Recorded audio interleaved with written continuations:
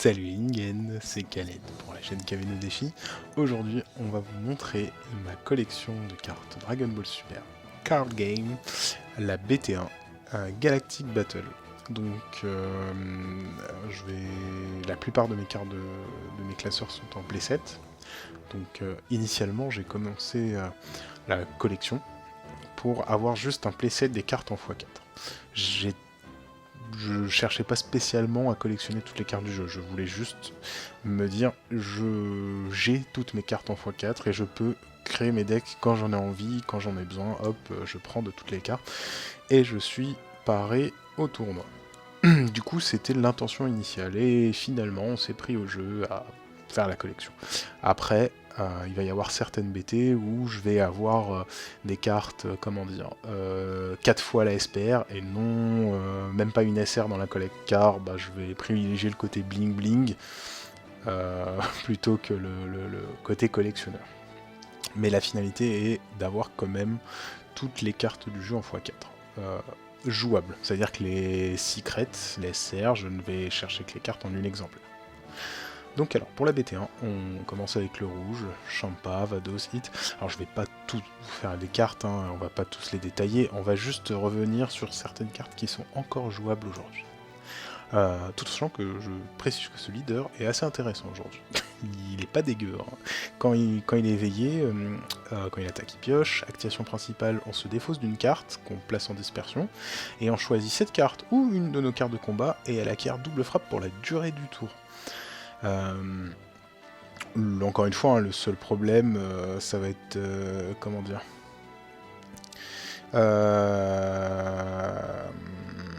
ça va être de pouvoir piocher avec le leader non éveillé. Mais en fait, ce leader a aussi, quand votre carte de combat attaque un leader, si la carte attaquante a 15 000 de puissance ou plus, piochez une carte. Donc en soi, il y a quand même moyen d'avoir de la draw en fait avec ce leader.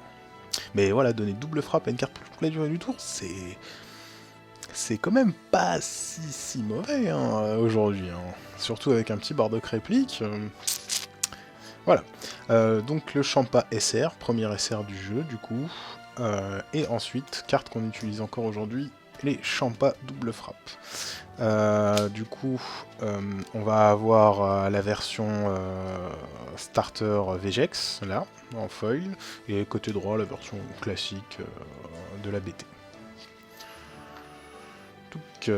Donc encore une fois, enfin toutes les cartes sont en x4. Du coup, Champa complotant, Champa le dieu manipulateur, Vados, Hit, SR et évidemment la version SPR.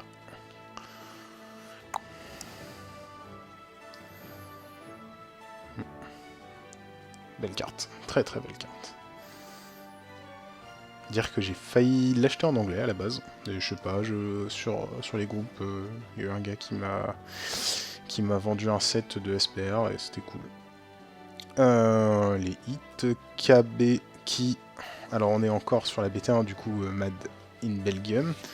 Je ne sais pas comment rend la version américaine, mais là vous voyez on a un effet jaunâtre sur la carte. Si vous ressortez vos KB BT1 rares, vous allez voir, il y a un filtre jaune, un peu bizarre. On dirait une carte à l'ancienne, alors que en fait, bah, pas du tout.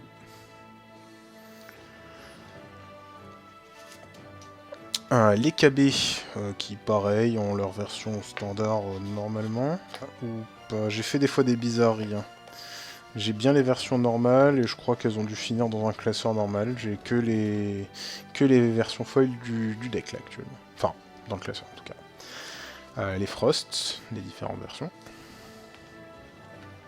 Botamo, sur de lui, Botamo Univers 6.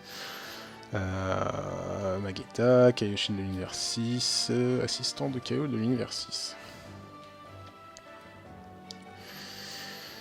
Complot d'assassinat, protection de Vados, et éveil de KB, qui est actuellement venu à la mode avec le King Vegeta. Est le best leader du début du jeu, hein. Le Vegeta critique, on l'oublie pas. Hein. Donc pour ceux qui sont nouveaux sur le jeu, c'était elle l'un des meilleurs leaders du départ, parce que c'est un leader qui nous dit qu'une fois éveillé, en activation principale, on se prend un point de vie et on lui fait, on lui donne critique. Et surtout que lorsqu'on a cette énergie bleue ou plus, elle gagne 10 000 de puissance pour la durée du tour. Bon, généralement on pouvait finir les games avant ça, mais voilà, on bourrait les decks avec 4 doubles frappes, du critique, en veux-tu, en voilà quoi. Les Goku God Break, pareil, hein, toujours 3 SR et la version SPR de la carte. Très belle. Dommage qu'elle n'a pas un effet un peu plus vénère qui nous donnerait envie de la jouer. Mais bon, une belle carte quand même.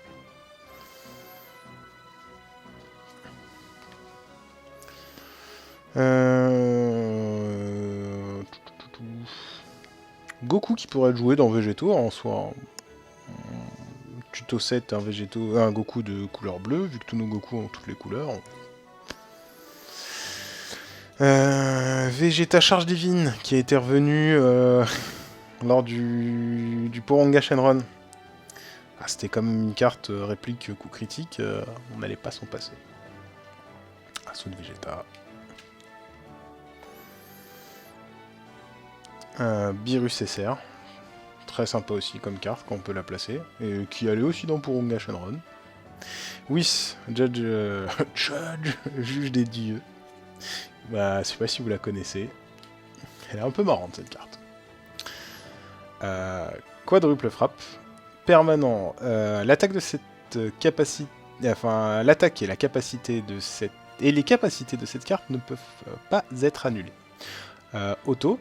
Quand vous jouez cette carte, si votre leader est un Beerus, après la fin du tour actuel, prenez un tour supplémentaire. C'est juste Nawak. On joue la carte, par exemple dans Beerus Ramp. Une fois qu'elle touche le board, si elle s'est pas pris une soif de sang, et ben du coup on va gagner un autre tour. Et c'est une quadruple frappe qui peut pas être annulée. Donc 40 000, c'est quand même sympa. Whis, très utilisé lors de l'époque de Porunga, qui nous permettait de ramper quand même. Qui aujourd'hui, ouais. Ouais, je sais pas. Piccolo Super Combo. Premier super combo bleu du jeu. Puissance accrue debout. Et oui, ça c'était nos cartes qui nous faisaient piocher à l'ancienne. Hein. On jouait ça, on piochait 1. C'était cool. Jaco, qui aujourd'hui pourrait parfois être utile, je pense. Ça permet de virer une combo adverse. Enfin, de la retourner dans sa main en tout cas. Du coup, ça peut éviter certains trucs. Et qui s'était beaucoup joué en side, voire parfois main deck, lors du deck Kefla. Univers 6. Caillot, résultat d'entraînement, objection. Objection. La meilleure carte bleue du jeu. Enfin, l'une des meilleures qui a été bannie. Et oui, objection, en gros, elle nous disait que pour une bleue, c'était une extra, activation principale. On choisit une carte de sa main et on la met en énergie. C'était le bon vieux temps. Senzu, haricot magique, version rare, version Enko qui est dans le coin. Monaka, qui peut être bien utilisé dans Zamasu BT10. Parce qu'en gros, en activation principale, pour une bleue, on va donner double frappe au leader jusqu'à la fin du tour et on va piocher une carte. Vu que le leader Zamasu BT10, en se cassant une énergie, il va gagner réplique, bah voilà. On a un leader qui tape 2 fois en double frappe, qui pioche une à chaque fois et qui réplique. C'est quand même, sur le papier, c'est quand même assez badass. Ah, le leader BT1 qui est encore joué, Broly. Les Goku SR, Goku Onko, fin commune, Gohan, Goten, qui a été utilisé aussi il n'y a pas si longtemps que ça. Quand il est utilisé en combo, c'est une 1-5000, pendant notre tour, on peut casser une carte de combat adverse de coup 3 au moins. Pas mal. Trunks, super combo vert. Encore potentiellement jouable aujourd'hui dans Gotenks vert, car il peut être du coup tutorisé avec le Goten, vu que c'est un Trunks. Les Gotenks Super Saiyan, pareil, ça faisait partie des cartes les plus jouées en BT1. Le Broly, El Magnifico SPR, on n'ose même pas la sortir. Broly Prémisse, Paragus, débordement de l'armée des guerriers bioniques, attaque surprise du roi Vegeta, pareil, très très forte carte. Enfin, je veux dire que je me rappelle, je les avais achetés, j'avais commencé la collecte et je crois que j'avais dû les acheter 2€ pièce, ça coûtait cher quand même. Puissance d'énergie maximum qui a été reprint dans le deck roi Vegeta si je dis plus de bêtises. Premier roi Vegeta. Bac de Broly.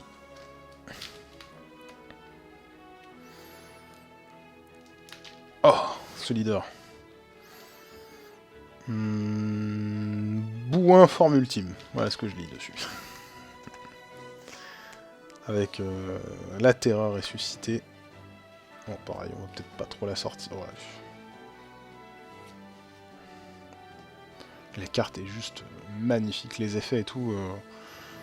J'ai pas vu la version anglaise, mais la version française, franchement, des fois le côté argenté, c'était pas si mauvais quoi. Sur certaines cartes, en tout cas les premières, on avait un gros effet de foil dessus. Les Frieza. Alors, bah, intéressant.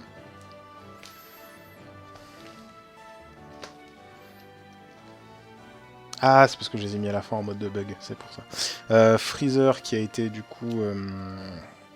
comment dire, qui a été reprint en version foil. C'était dans quel deck? C'était dans le deck...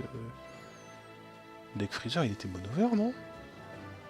Ouais, il était mono vert, mais il était dedans, du coup. Ouais. Ouais.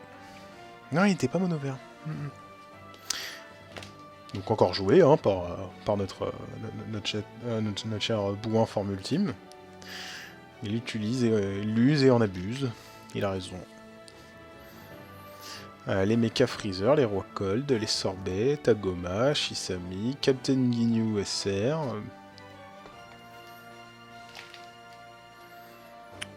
Rikum, Bata, Jis, Gerudo, Dodoria et Zalbon. On a la team. Ah. On oublie quand même Apple et Sui. Hein, et Banane. Banane très puissant. Coste 3,20 000. On voit la curve des cartes. On a même un 2 12 000. C'est pas courant 12 000, hein, je tiens à le dire. Rikum Irezagan. Contre-attaque pour 4. Qu'est-ce que ça veut dire?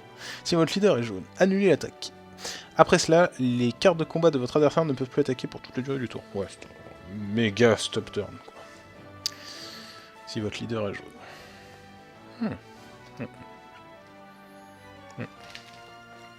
Ah, rayon de l'anneau, alors. Celle-là aussi, c'était... ça a été quelque chose. Hein. Pendant la période HOM, surtout, elle a traumatisé. Autant avant, on l'utilisait, mais c'était gentil. Et là où c'est parti en cacahuète, c'était vraiment avec Broly HOM. Quoi. Contre-contre, pour une jaune. Placez une carte jaune depuis votre main dans la dispersion, annulez le contre. Voilà. La carte est bannie, hein, vous en doutez bien, c'est pour ça qu'on ne la voit pas du tout. Cette carte, c'était juste navrant. Mais, ouais, si aujourd'hui, je pense qu'elle mérite d'être encore ban, mais ça pourrait être sympa quand même de contre les counterplay. Faites-en des universels. Appel de l'armée de Freezer, et boule broyeuse de Jeez.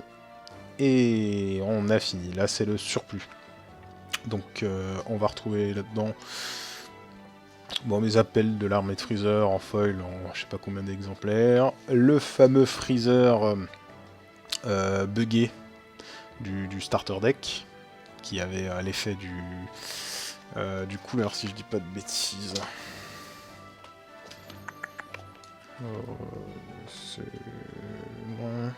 Non, c'est pas couleur, c'était l'effet du Freezer Terreur des Enfers. Donc voilà, cette carte pour 1, Voilà, évolution pour 3 sur un freezer. C'est une carte à 1 qui a double frappe, et qui dit... quand cette carte évolue, quand une carte évolue dans celle-ci, choisissez toutes les cartes avec bloqueur et passez-les en mode inertie. Voilà. Mais c'est quand même une 1 double frappe pour 5000, hein. C'est puissant. Non, il y a eu un bug, et du coup c'est pour ça qu'on a les versions foil. Ils les ont corrigées, ils les ont renvoyées à vos boutiques. Alors après, aujourd'hui je ne sais plus si vous avez la possibilité d'en récupérer. Mais ça a le mérite de le savoir. Petite carte buggée comme ça, c'est toujours bon à prendre. Je sais pas si les derniers decks qui sont sortis en France, s'il y a eu une vague de réédition de ces decks là. Voilà pour cette petite vidéo. Bon, bah, la prochaine ça sera sur la BT2, et ainsi de suite. Je vous souhaite une agréable journée, et faites attention à vous les Ningen.